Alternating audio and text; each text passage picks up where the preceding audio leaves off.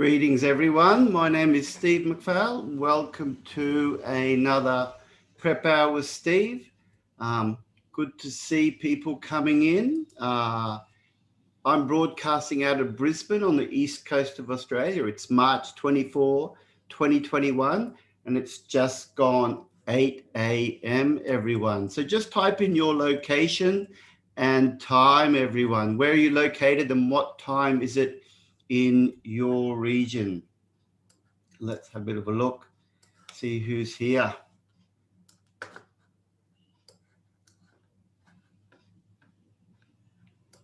I'll just type in a few chats. Get people typing in.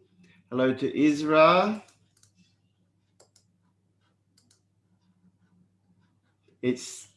I can see Isra in Seattle. It's 3 p.m. in the afternoon. Hello to Nature. It's just gone 10 p.m. in the UK. Excellent.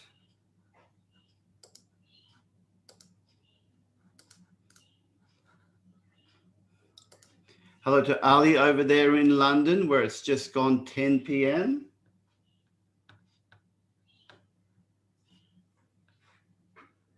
All right, let's see where else people are located. I'll just set up I'm broadcasting on 4 channels, everyone. I'm on the OET Center, Facebook, and I'm just waiting for that one to load up. There we go. Hello to Brian in the Philippines. Hello to Danielle in Italy. Mohammed is there. Welcome to Sarah. Hello in Dubai. People are staying up late. Hello in Botswana and Pakistan. Wonderful to see all these regions attending. Hello to Saudi Arabia, in Jeddah there. Welcome, everyone. Hello to Haley in Virginia. That would be the USA. All right, hope this finds you well, whether it's spring or autumn or whatever time it is. Let's get started, everyone. Let's get started.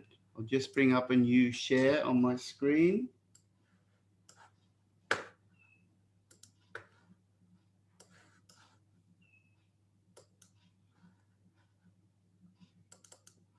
So today we're going to do a prep hour and a Q&A session.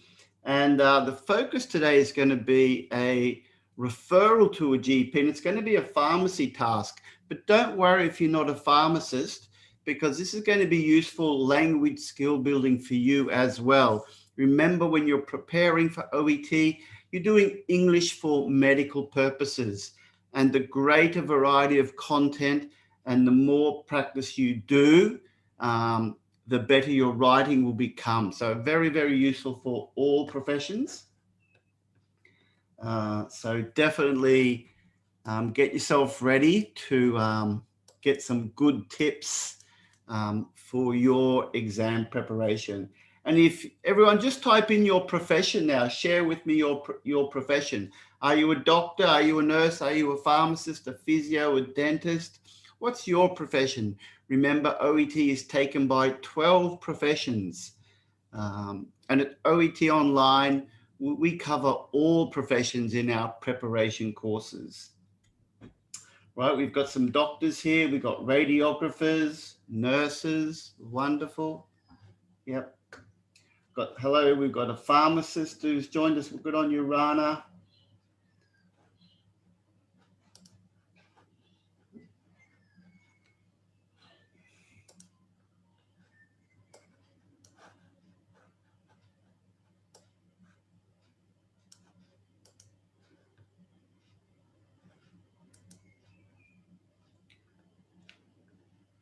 Lots of pharmacists here. Hello, Federica, Ines, Asma.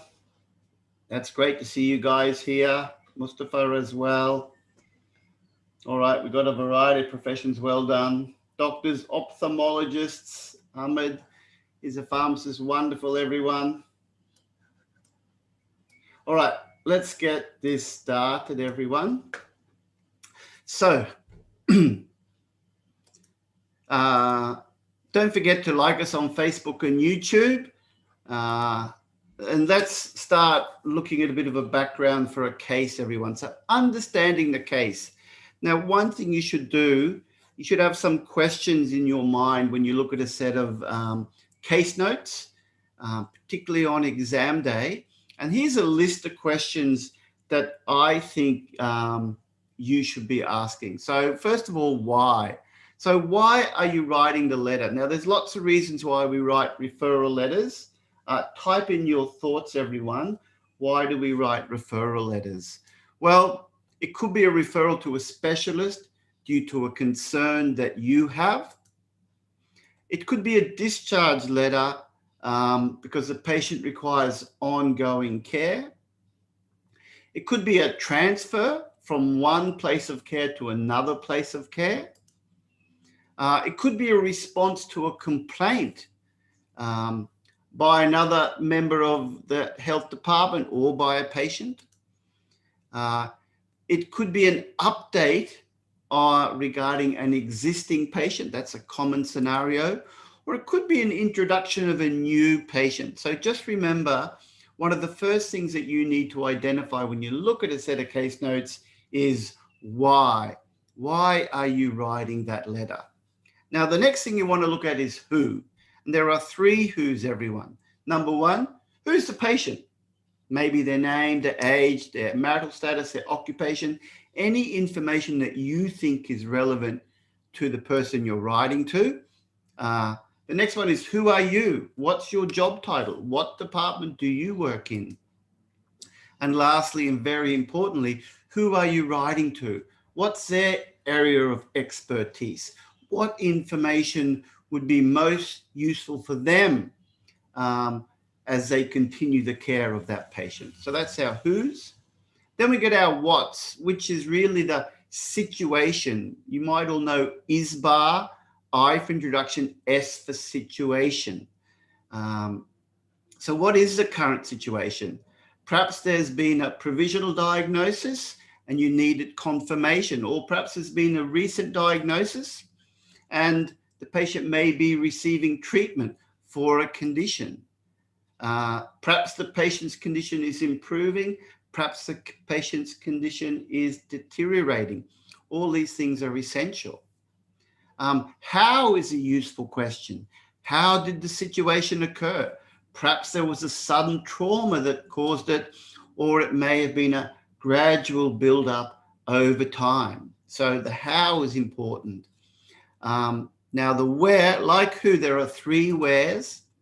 Sorry, we'll go to the when first. Let's jump to the when's. Now, when's essential in case notes because you're describing a timeline, and there are a patient's timeline, and there are many events that can occur in that timeline. So by being able to order the information and highlight particular time periods where relevant, whether something's in the past, whether it's recent, whether it's current, all help to aid understanding. So there might be a date of a particular procedure. It could be a date of a diagnosis. Perhaps there was a date of the symptom onset prior to the diagnosis. It could be a date of admission to hospital. It could be a date of discharge. So all of these facts can be useful depending on who you're writing to and what your focus is. And lastly, where is the patient now? Perhaps they're in a particular hospital ward, perhaps they're at home, perhaps they're in your clinic. And where are they going to? Are they transferring to another healthcare provider? Are they transitioning back home? Are they transferring to a nursing home? So where is that patient going? And also yourself, where do you work? Which department? What's your area of specialty according to those case notes? So keep those WH questions in mind, because the better you understand the case, the more effectively you will be able to write. And remember, you're given 5 minutes of just reading time to absorb all this information. All right, so what we're looking at today is a referral to a GP, and it's a pharmacy case. And our topic today is weight loss, right? And we're going to find all about this patient. So let's go for it, everyone. So here's our case notes. Let's analyze this. So we can assume today's date is the 10th of February, 2019. So all OET Center tasks now put this information. This is an update. So dates are very clear. Doesn't matter whether you're in the USA or the UK or wherever. It's a standard format there. But just remember, when you take the exam, the date of your exam will be the date that appears on the case notes. So let's have a read. We always get a note section. Today, a new patient, Miss Alexi Rollinson, visited your pharmacy, community pharmacy, to collect repeat medications. You also discussed dieting concerns. So we've got patient's name, we've got a date of birth and address. We know the patient is single, and we know that they work full-time as an accountant. We've got a diagnosis. They've got hypertension, hypercholesterolemia, and low vitamin D since 2011. And we also know for these conditions, medications including metoprolol and atorvastatin are taken. We've got dosages as well as Osteovit D. Now, the current status. We know we've got a blood pressure reading here taken in the pharmacy. We've got lipid profiles and triglycerides and various information. That was a printout from the customer. You've got to read the brackets, everyone. It's like the reading exam. So this says printout with customer. That means the customer printed out their reading and brought it to you in the pharmacy. It's important to understand that. We've got a height and a weight, and that was a verbal from the customer. So that means the customer has actually expressed that to you as in the pharmacy. We've got a BMI. Patient does no regular exercise. They drive to work, no sport, no recreational activity. They have a low mood and they're overweight. Hence, we're relating now to our notes here, dieting concerns. So let's look at our discussions. Well, the patient is new to the area. They moved just 1 month ago, so that's recent. They have no doctor yet. Medications required today and repeats are filled. So that's their script, everyone. They got a script for some medication.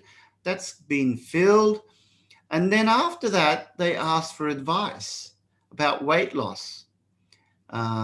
They discussed monitoring of diet to decrease weight. Said there's a target weight of 58 kg, the BMI under 25. So they want to lose about 7 kilograms. During that discussion, you mentioned exercise, and this is what the patient said. They started their own exercise program. They walked, but they never stick to it. They gave up. They've tried lots of exercise aids advertised on TV. They've tried video programs. They're getting desperate and upset. And they want help due to lack of progress. In terms of diet, you discussed fruit and vegetables, low-fat milk, low GI food, low saturated fats. Good advice to give.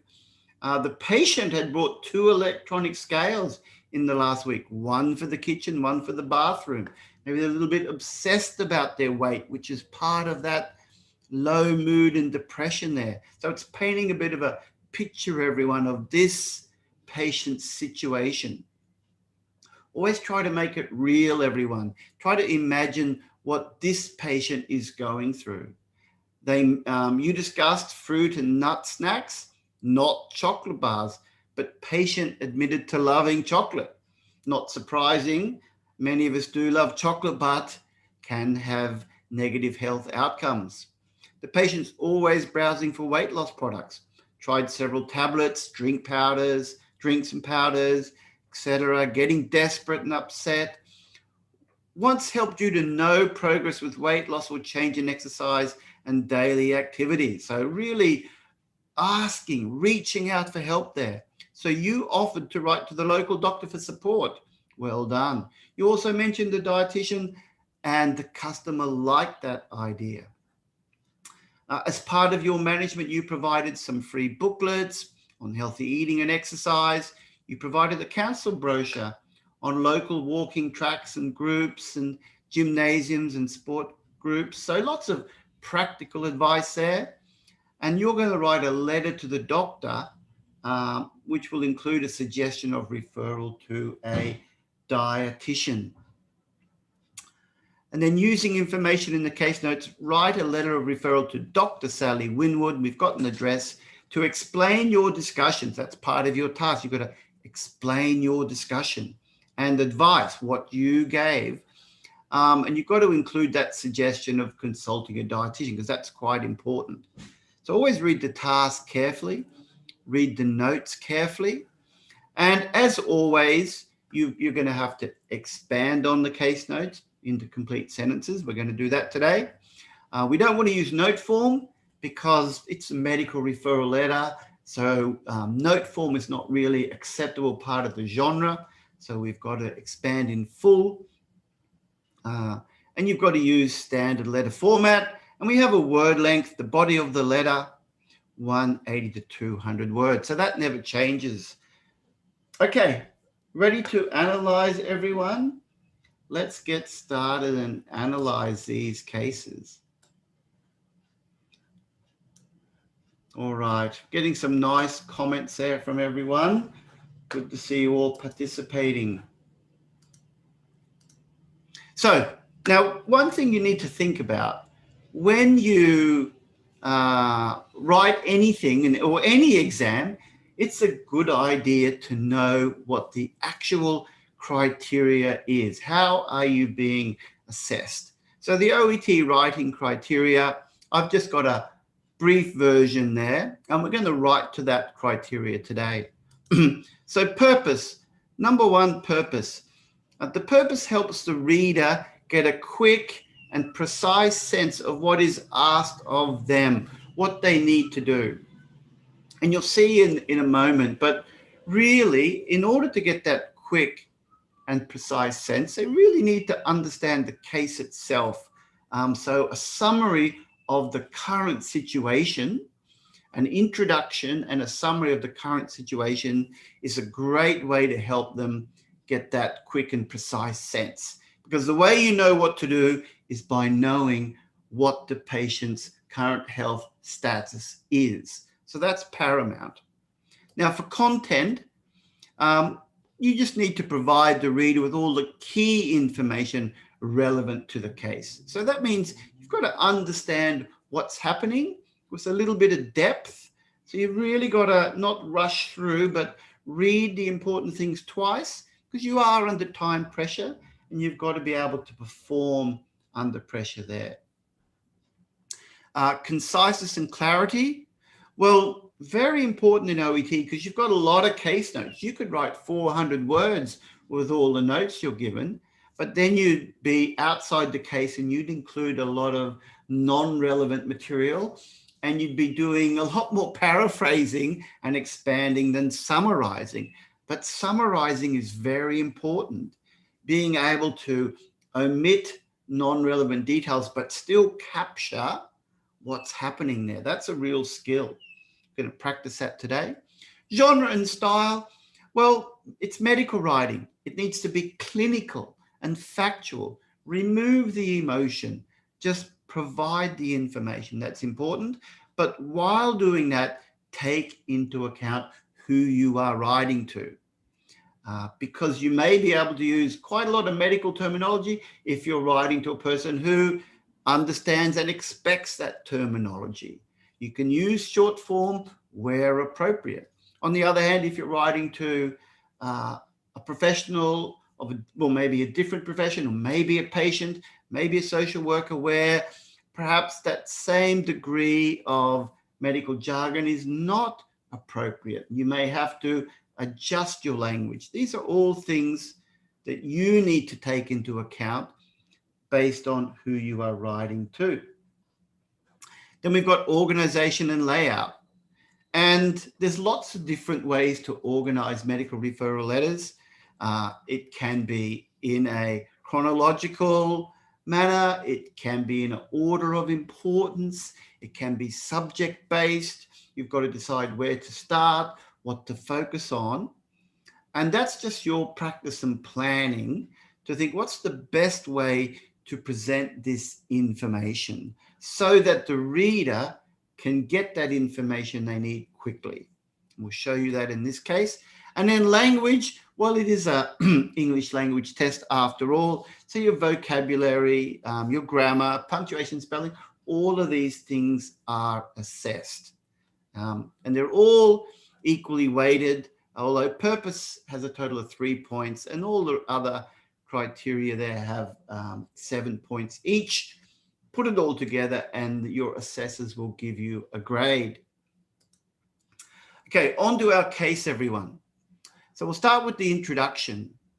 And we've read this before. We've got a date. We know the patient's Alexia Rowlandson. We've got the details here. Now, a poor introduction would look something like this. I'm writing to refer Miss Rowlandson, a 45-year-old single woman who's been diagnosed with hypertension, hypercholesterolemia, and low vitamin D, and wants referral to a dietitian. Now, I'm giving you that example because a lot of people, there's no grammatical errors there, but there's information that's not really that useful, everyone. You've got to ask why. Why do you need to mention that the patient is single? It says she's single, but is that relevant? Is that going to help the doctor, her marital status? Perhaps not.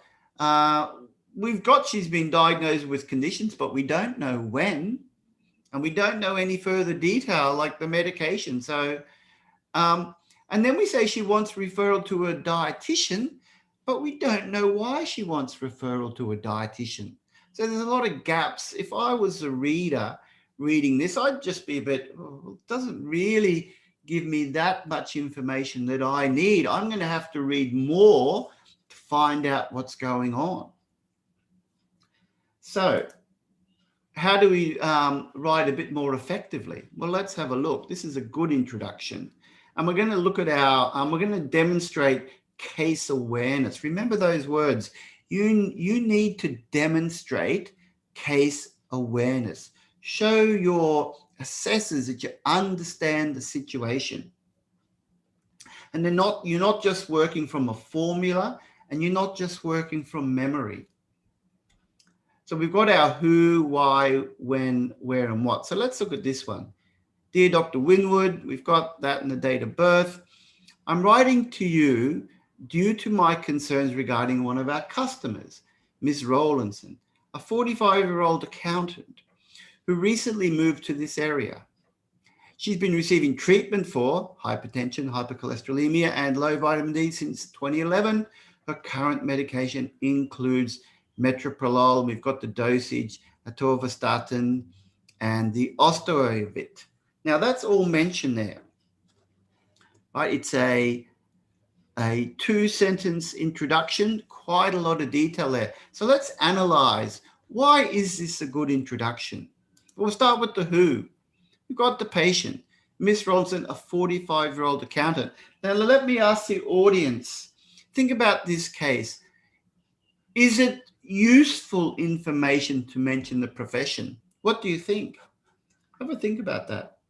Is it useful to mention the profession?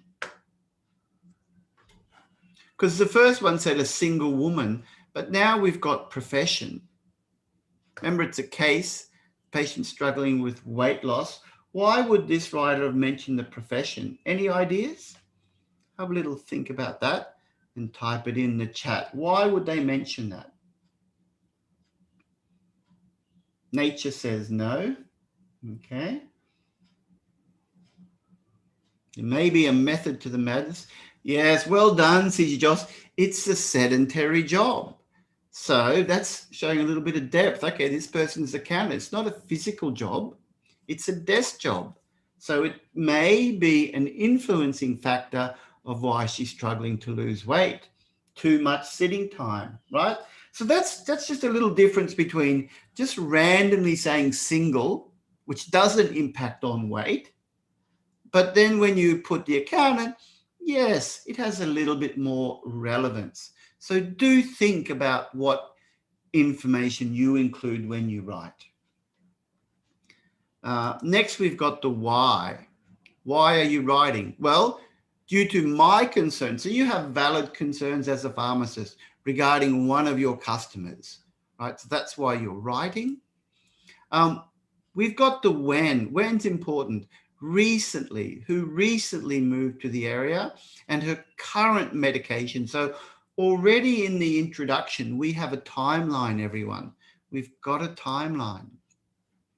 We've got where, moved to this area. That's quite important. Recently moved to this area. So the doctor knows it's a new patient to this area. That's useful information. And then the what is talking about her situation. Well, she is receiving, she has medical conditions for which she does receive treatment. All right, and perhaps the weight impacts on these medical conditions. So think about that when you write your next introduction. Think about your who, why, when, where, what, and also the how, remembering that you don't have to include all of those things in every introduction, but you should be including a selection of them when you write that introduction, because that's really going to help the reader understand the situation. All right, let's move on. And by the way, that's your 5-star introduction. I can imagine you get a very good mark for purpose if you wrote like that. All right. Now let's continue on and let's do a little bit of paraphrasing. And a question came in. Haley says, why is vitamin D relevant to weight loss? Perhaps not necessarily relevant to weight loss, Haley, but it's giving the GP an understanding of her medical status. All right. Now let's continue.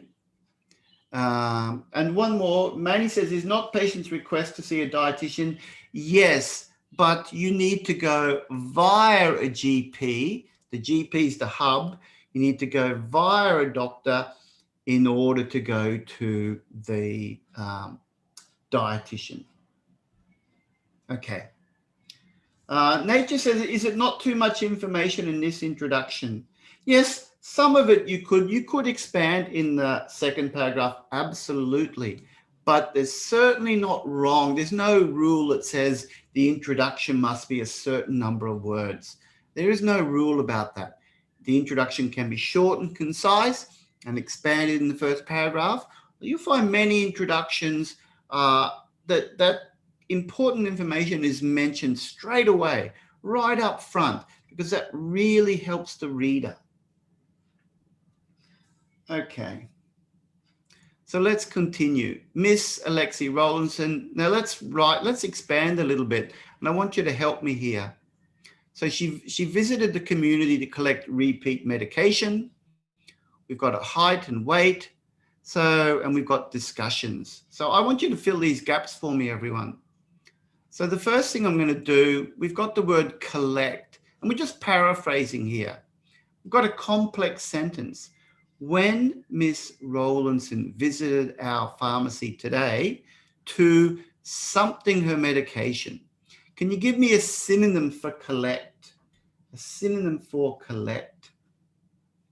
We've got a comma because we've started with our subordinate conjunction here, when. So this is a complex sentence, always nice. And it's describing a situation. Yeah, we could use collect, Andre, but I'm looking. No, dispense is not right, Hiba, because you're dispensing. But the subject here is Miss Rowlandson, so she's not dispensing. She's not bringing. Phil, now gather's not really right. Well done. Marius, pick up. Take, not really. Get's a little bit informal. Avoid get is my advice in formal writing. We don't want to use get. You could use obtain, Mohammed, without the S. Yep. And I'm just going to use a simple word, pick up. To pick up her medication. Okay. She, now give me another word, easy one here. She, something dietary advice. We've got weight loss advice. We've changed that to dietary advice. Asked for. What is a synonym for ask for? Nice, easy one. She.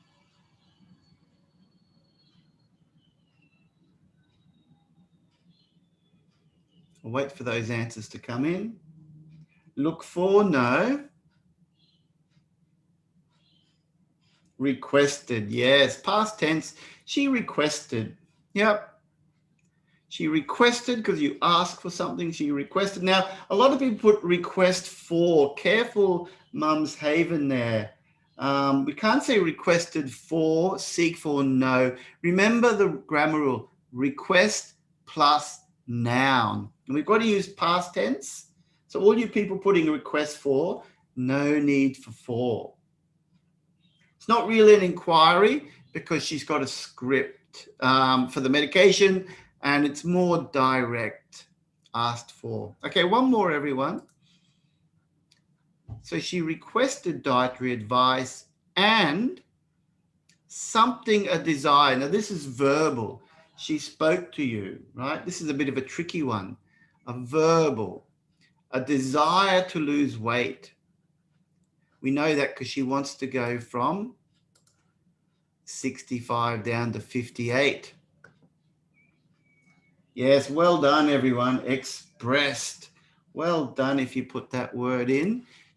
That's collocation, everyone. Expressed a desire. Nice formal writing. That's what she did. She expressed a desire to lose weight. We don't really state a desire, Nevchi, but good try and good to see you here. Yes, she expressed a desire. Her current weight is 65 and her target weight is 58. Okay, so that's that, everyone. A little bit of paraphrasing. Nice and easy. We're just expanding on the relevant details. Let's move on. Now, summarizing, everyone. You've got to do a lot of summarizing with medical case notes. So let's look at a bit of a process here to help you with this, because remember, one of the criteria we looked at before was clarity and conciseness. So we're going to do a little exercise on this, everyone. So we've got here, we know that we read before about an exercise that she started her own exercise program. We know she never sticks to it. We know she's tried a lot of different things. And we also know about her, the fact that she doesn't do regular exercise. Now, one thing you'll notice with these case notes, I've rearranged them a little bit, and you need to do that on exam day. You don't just follow the exact order of the case notes. So you find sections of the case notes that are connected, and when you summarize, you're actually grouping. You've got to mentally group information and not just blindly follow the case notes in the same order. You've got to cherry pick relevant details that are connected and related to each other. Very important. So I'll show you a long version, everyone, and this is grammatically correct. So let me read this. I'll use my highlighter here. So she's tried to lose weight previously by doing self-exercise programs, such as walking and purchasing exercise aids and watching TV fitness shows. However, she gives up easily and becomes frustrated. She's tried a range of weight loss products, including tablets, drinks, and powders with minimal effect. She currently drives to work and does not exercise regularly or participate in sport or recreational activities. Beautifully written, but there's a lot of information. Have a look at that, everyone. What information could we omit here, do you think? Have a think about that. Certainly very, what's the word I'm looking for? Very thorough, very detailed. But if we write like this, we're definitely going to have a long letter. So grammatically very good, no errors there, but very long. Have a little think about that. got some good synonyms. It says she never sticks to it. She gives up easily. We've got a lot of detail here, haven't we? A lot of detail.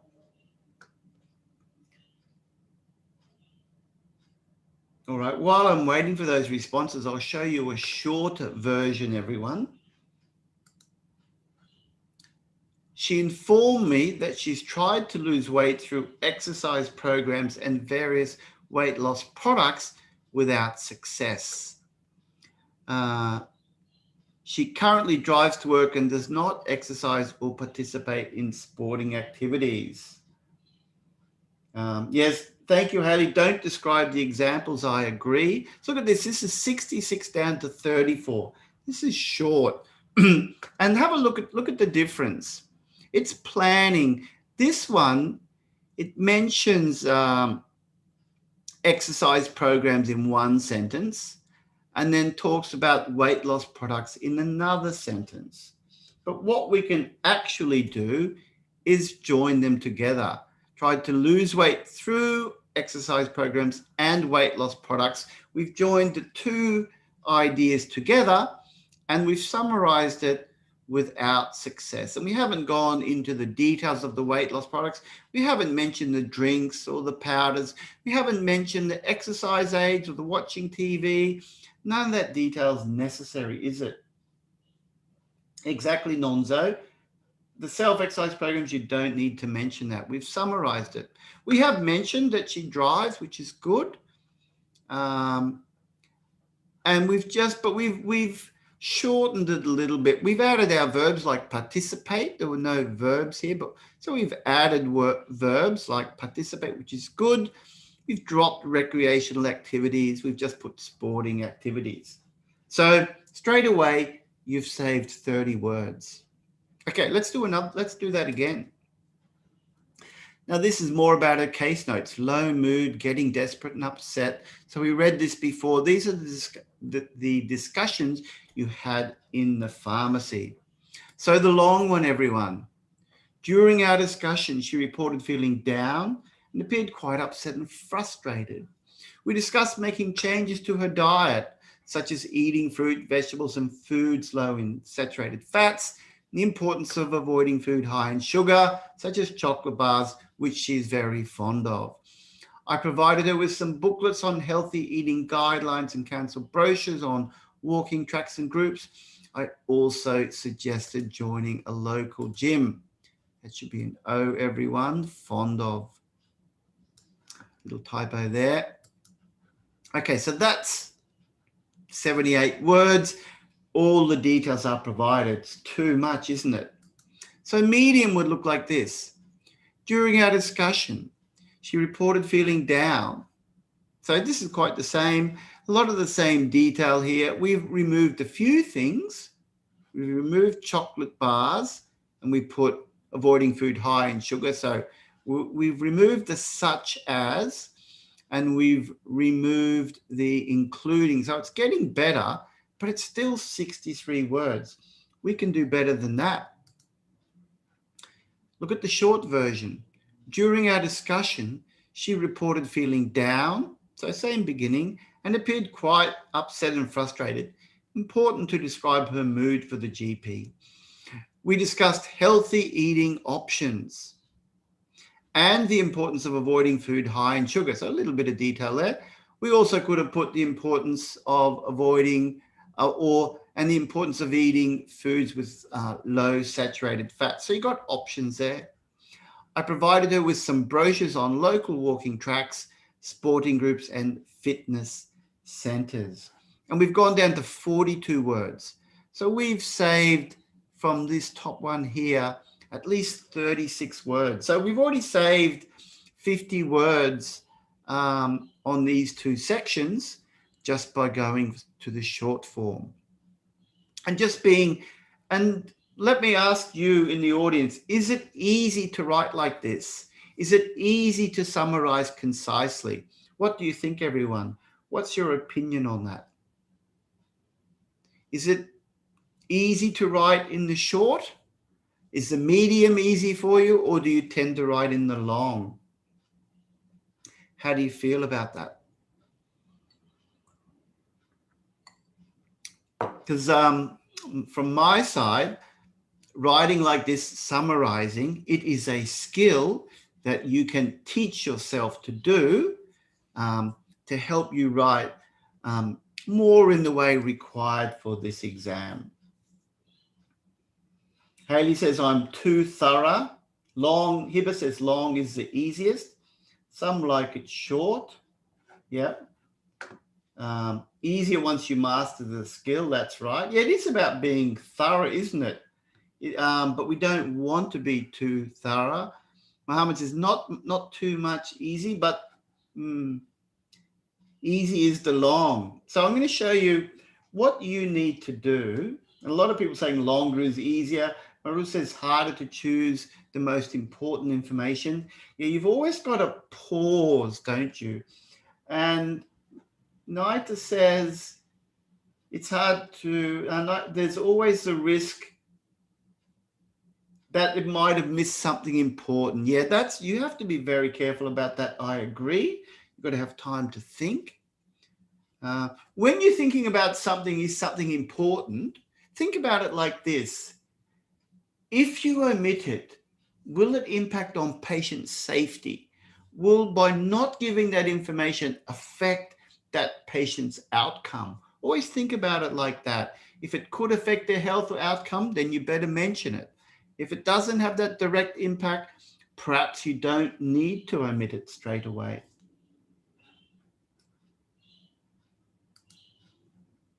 All right, so let me show you a trick, everyone. This is what I suggest you do. This is what you can do at home, everyone.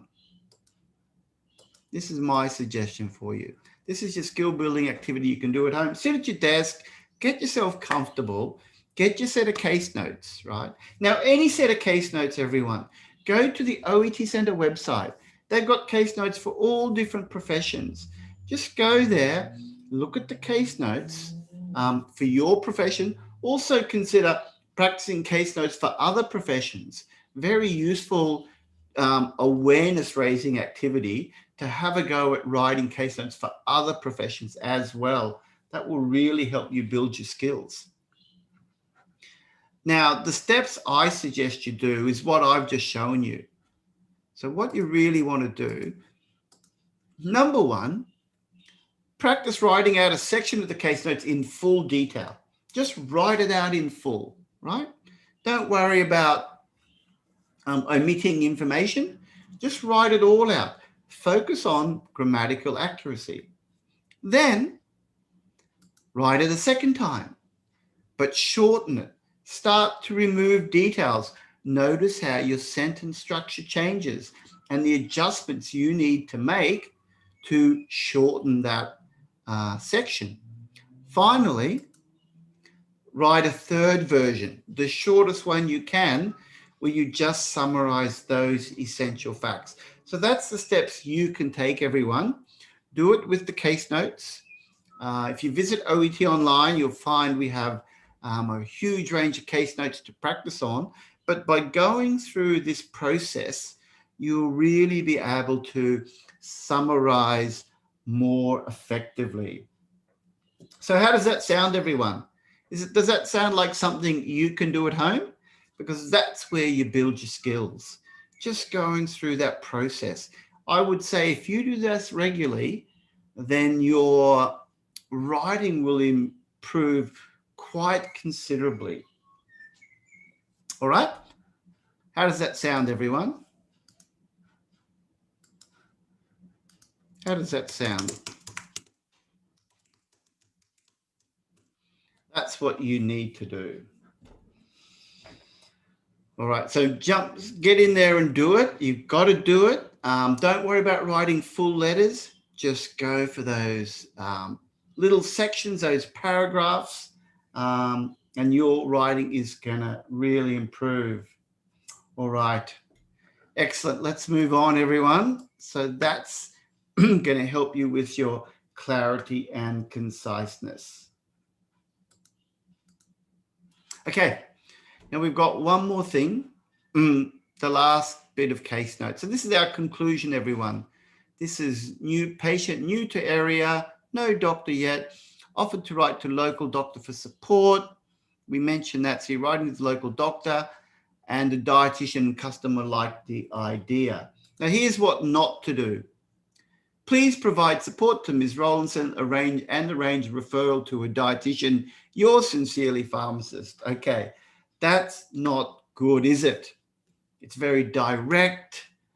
It's like an order. It might say please, but we really don't want to order other health professionals around. We want to show respect because we're requesting something. So a better, and you can help me with this one. I believe Miss Rowlandson. So we're going to change the focus. We're going to focus on Miss Rowlandson here, everyone.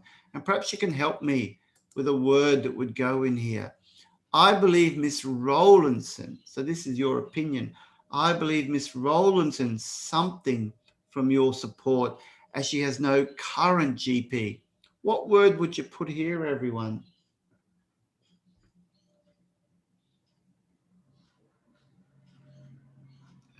While I'm waiting, Manny says, I wish I could summarize the shorter version by including all the relevant information.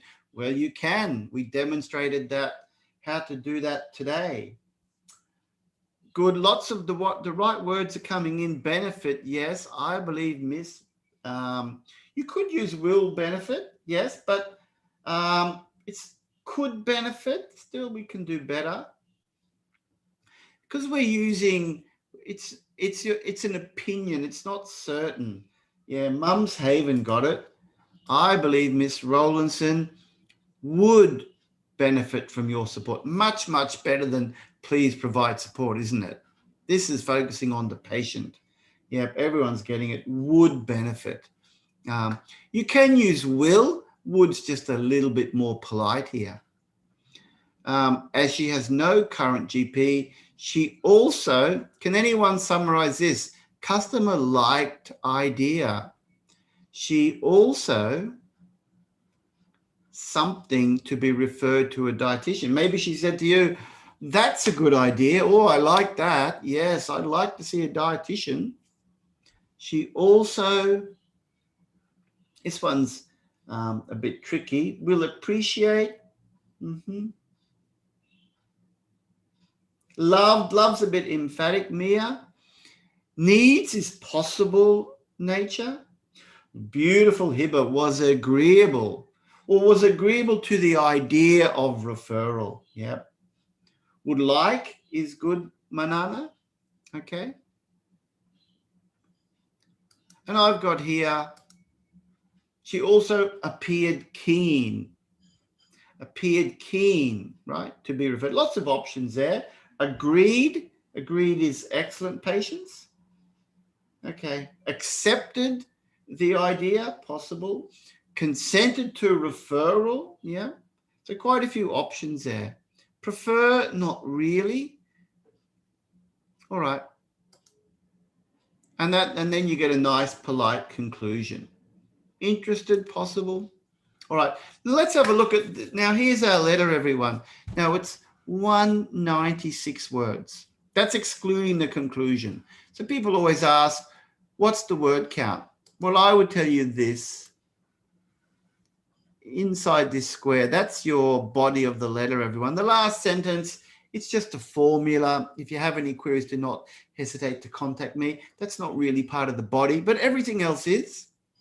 So this one is within word limits. It's 196 words. Okay.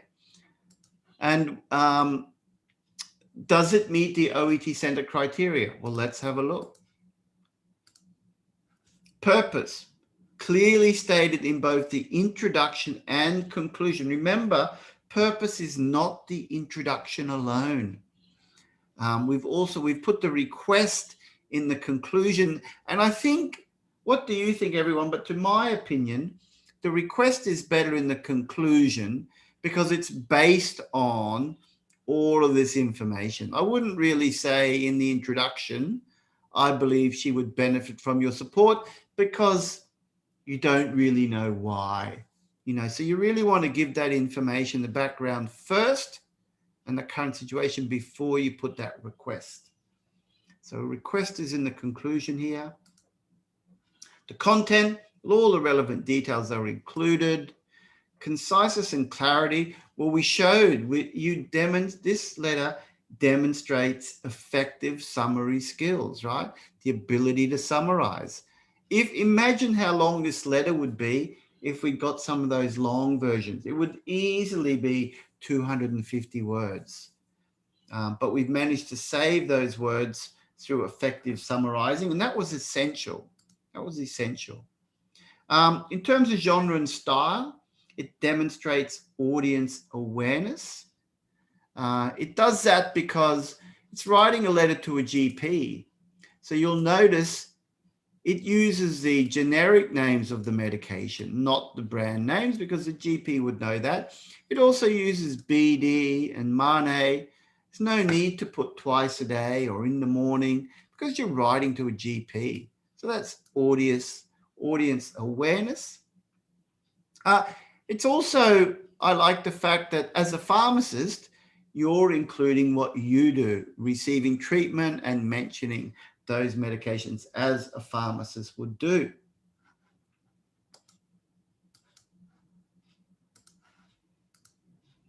So asthma says, can I write MANE? If the person you're writing to is comfortable with that asthma, absolutely. I would say if you wrote, this is my opinion here, but if you wrote in the morning, it would seem unnatural. Why would you use 3 words here when writing to a doctor?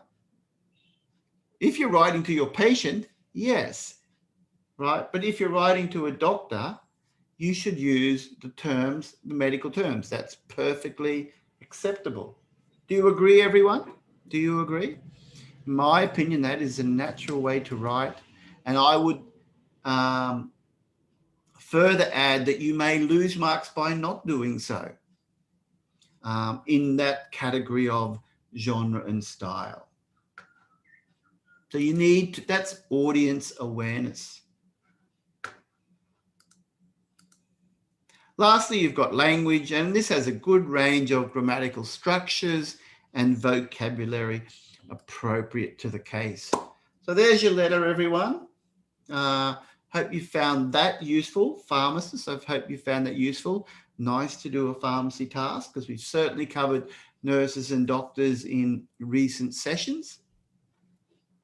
Okay, now Q&A, everyone. We'll have we've got about a few minutes, not many, for Q&A. Any questions from the audience? I did see a couple of earlier questions come through. I might just bring up a few for a moment.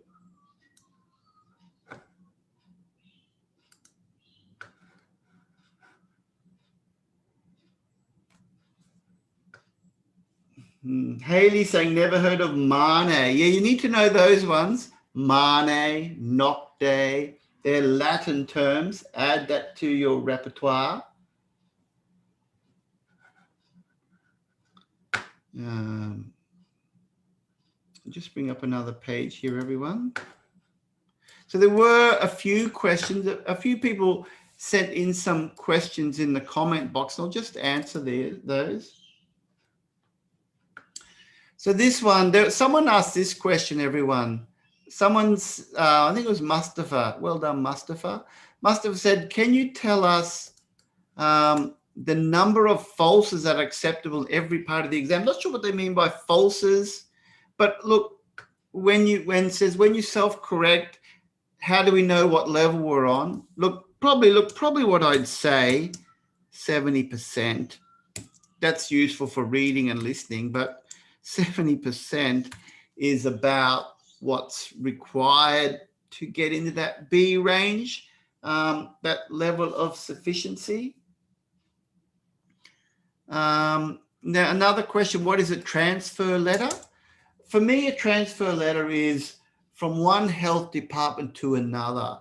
So, for example, from hospital to a retirement home, that would be a transfer, or from hospital to a rehabilitation center. Another place of care is a transfer. Referral is to a particular specialist, and discharge commonly when the patient goes home. Can I use a semicolon in the letter is the next question. Yes. I wouldn't overuse them, but there are cases where you can use semicolons, and many of you will know that, where you say, you know, XXX, and then you put the semicolon, and then you put however, followed by a colon. That's a standard grammatical structure. You can use the same with therefore. But if I'm really honest with you, it's very easy to write a referral letter with no semicolon. So it's not a must, because you can just put XXX, full stop, however, comma. Probably that's my preferred option, but we all have different styles. Next question, can I use comma after yours sincerely and dear doctor? I am certainly in favor of that, but you will see versions out there on the OET Center task, for example, where commas aren't used. So probably you have options either way. But for me, a bit old-fashioned, I prefer comma usage after the salutation and the closer. And the last question, when I'm writing to the patient GP, can I write about patient history? Well, that's an interesting question. My advice is this. If you're writing back to a GP and the GP knows the history, tell the GP what they don't know. Tell them what they don't know. So if they know a lot of the past history, then it's not necessarily important to tell them. So that's the basic advice. But do be aware, perhaps there's something specific that you want to draw attention to, just as a reminder. There's nothing wrong with that. GP might have more than 100 patients. They may not remember all the details. So you do have the opportunity to put a reminder. All right, now questions coming through. When are you teaching doctors? All the time we're teaching doctors. And you can check it out on our website, everyone. I'll just check out a few more questions. Nature says, do we need complex vocabulary to get a high score? No, you don't want to be too fancy, but remember this, patients' medical conditions are often complex. Therefore, the use of complex sentences, not too many, but sprinkled through your letter at appropriate times, is very common. Mustafa says, if there's a list of medication in a letter to the public, can we say attached to this letter is a list? Yes, it's possible, Mustafa, but it's case by case. You can also be selective in what medications you include. Another question, and we're nearly out of time. Sony says, do we need to write date, same throughout the letter, date of birth? At appropriate times, I would say, Sony, or you could use other time references like 3 weeks ago, 4 weeks ago, and so on. And Vaishali says, can we write medical condition in present perfect? She has had hypertension. Yes, you can, and you should. All right. Now, someone's asking advice about books. Thank you, Layla, for nursing, speaking, reading. All right, and I might answer those. Moaz says, in the letter you showed, why don't we place weight problem in the introduction? Because giving the background first in this case, Moaz, but it would be possible to write that way as well. So you've just got options. Each writer is an individual. Rana says, why you put all patient history, it's referral to a GP? Because it's not back to an existing GP, Rana. It's not an existing GP. It was a new patient. So the GP doesn't know. That's the difference. All right, now I'm going to move on. It's 9 o'clock, everyone. Time is up. Pharmacists out there, we are achieving great success. Congratulations to Yukiko, who did our one of our courses and got through in all sections, so she can now go on and become a registered pharmacist in Australia. Congratulations, Yukiko. A lot of hard work there. Congratulations to Marina, a pharmacist from India. She also achieved high scores. She had great support from one of our teachers, Catherine. And she also really liked our pharmacy resources. So if you are a pharmacist, check it out. Now, don't forget, people ask, when are you going to do doctors? And let's have a look here. Mondays, we do grammar, 2 classes per day. Tuesdays, reading. We have an allied profession. So that's for you pharmacists and dentists, physios, vets, and so on, radiographers. That's every Tuesday. Wednesday, speaking. Thursdays, listening, 2 classes per day. Fridays, 2 nurse classes every Friday. Same with doctors, 2 live classes every Friday.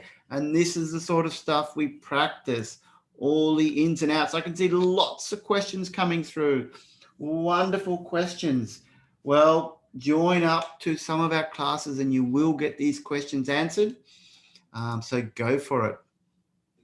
And to improve your writing, do those things that I explained about your summarizing. If you want our help, join up for live. We've got our live virtual classes. We've got a writing correction service, and we've got our grammar and vocabulary clinic. And that combination will lead to a successful result. I just wanted to show you this, everyone. If you work hard, our courses are really writing focused as well. We offer lots of corrections, and you can expect this sort of trajectory, everyone. If you work hard, maybe you're in the below 300s and then you work your way up. Every task you get a little bit better. Learn from your mistakes. Attend the live classes. Improve your grammar and vocabulary. Keep a notebook, everyone, to build your vocabulary, improve your grammar, consolidate your learning. Submit your writing tasks, review, rewrite, and learn. And we also offer 1-hour private tutorials if it's essential that you pass soon. We can really help you there. Then you're going to get that score. Now, everyone, after this session, come to our website, everyone. I strongly advise you to create a new account. I'll give you the page. And we do have a free trial course, everyone. So I'm giving you a link, everyone. I'm going to drop that in the chat.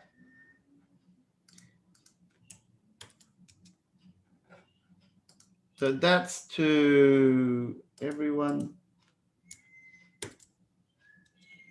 Create a new account, everyone. I'll bring it up on the screen here as well. Check out our free trial course. That's your link, everyone. We'll just go directly to our website. Check out the free trial course. Check it all out. See if you like it. Jump on board, and we'll make sure you pass OET. Exams very expensive, as you know, so you don't want to, and it also takes time. So I suggest investing in your education to getting it done and dusted.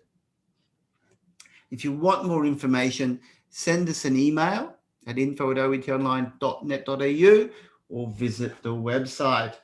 All right, everyone, thank you so much for coming. I hope you found this session useful. I'll be back again in another month. So have a great one. See you in the next session. Bye for now.